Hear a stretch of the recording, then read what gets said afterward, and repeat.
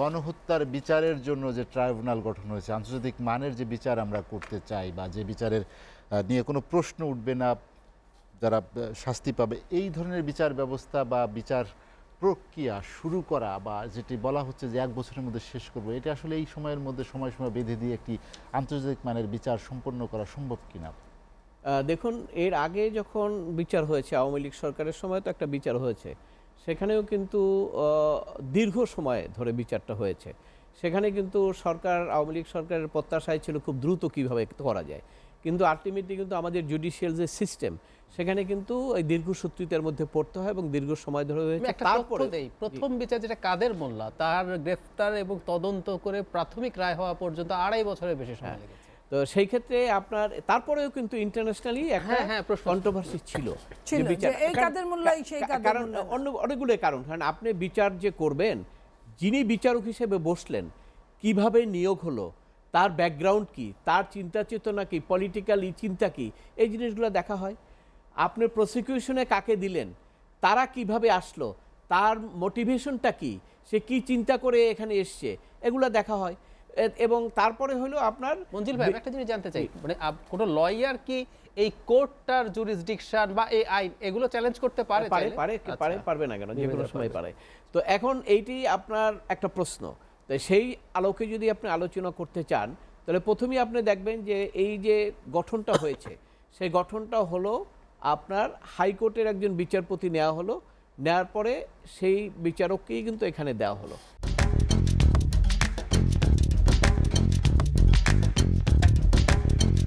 দেওয়ার পরে সেখানে বিচার শুরু হয়ে গেল, মামলা হয়ে গেল।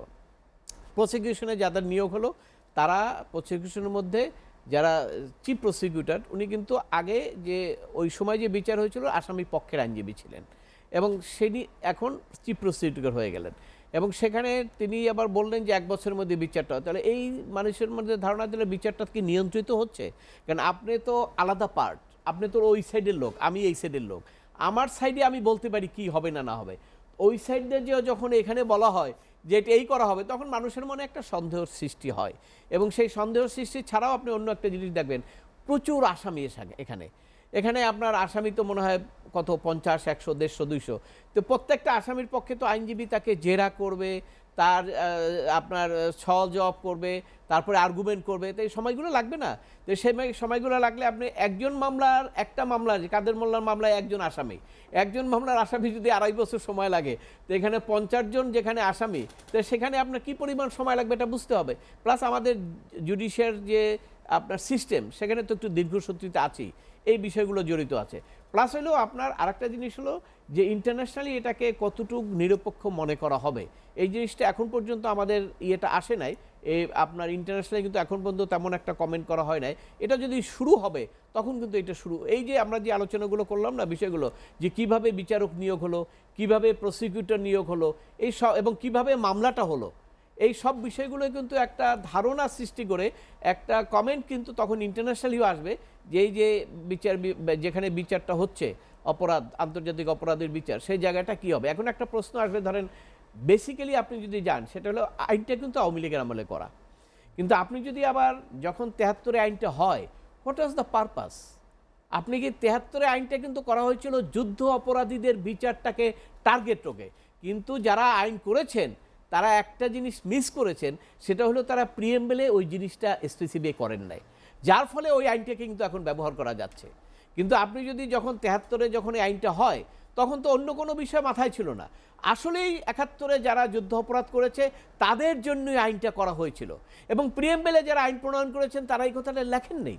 এবং না লেখার কারণে কিন্তু এই আইনটাকে আমরা আজকে ব্যবহার করতে পারবো, 20 বছর পরেও ব্যবহার করতে পারবো। কারণ ওখানে আবার বলা আছে যে বিচার কোন কোন বিষয়ে বিচার করতে পারবে, কোন কোন ইস্যুতে বিচার করা যাবে।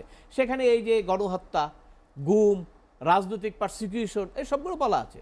অর্থাৎ সেদিক থেকে আপনার এখানে এইটা বিচার করার সুযোগ আছে, কারণ এই আইনের মধ্যেই তো সংজ্ঞায় বলা আছে যে কোন কোন জিনিস এই যুদ্ধ, এই অপরাধ এই কোর্টে বিচার করা যাবে, সেখানে লেখা আছে। লেখা থাকলে তো কিছু করার নেই, আপনাকে করতেই হবে। তবে হ্যাঁ, ওই যে বিষয়টা হলো, সেটা হলো আইনটা করা হয়েছিল 73 সনে যুদ্ধ অপরাধের বিচার জন্য, এবং সেই যুদ্ধ অপরাধ ছিল 71-এর, কিন্তু সেইটা আইনে কোথাও উল্লেখ নাই, যার ফলে এই আইনটাকে আমরা ইন জেনারেলি ব্যবহার করতে পারছি। এটা ভবিষ্যতেও করা যাবে, আজকেই যে শেষ তা না।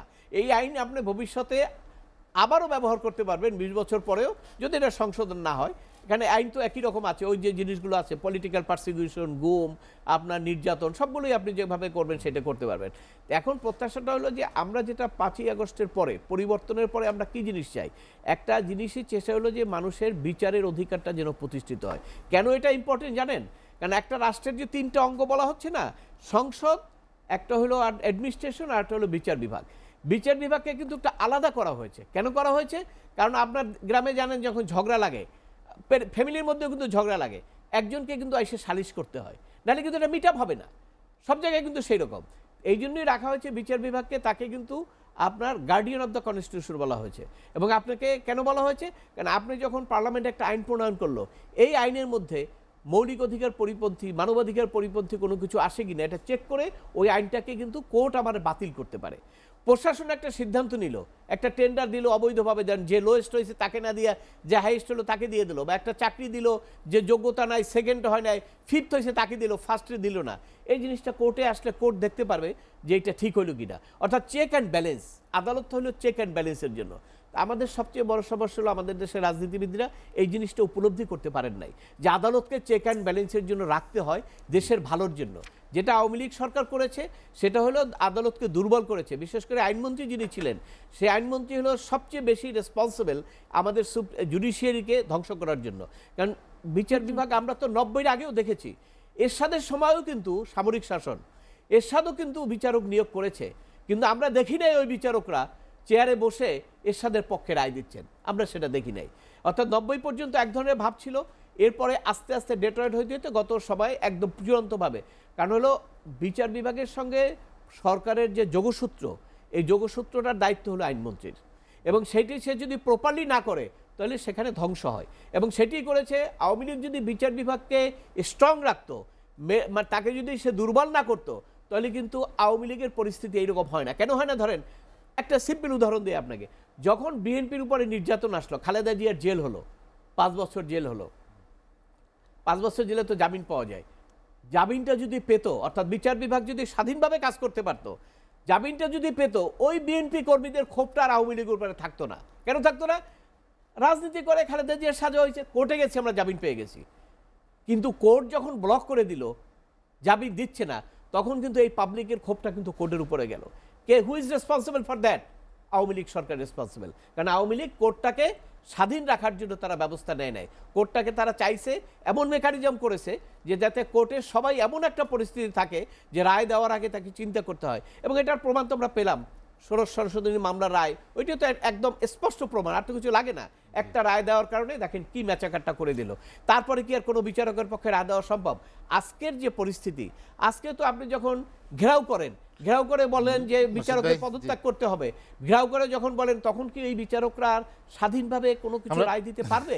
রাজনীতি নিয়ে প্রশ্ন করতে চাই, যেটি মনিয়াপা বললেন যে 21 বছরে প্রার্থী হওয়া আর 17 বছরে ভোটার হওয়া, এই যে একটি বিশেষ কোনো সুবিধা আপনি যখনই একটা ধারাবাহিক সিস্টেমের ব্যতিক্রম কিছু করতে যাবেন, তখনই আপনার ধরে নিতে হবে যে সাম মোটিভেশন ইজ দেয়ার, কোনো একটা পরিকল্পনা আছে।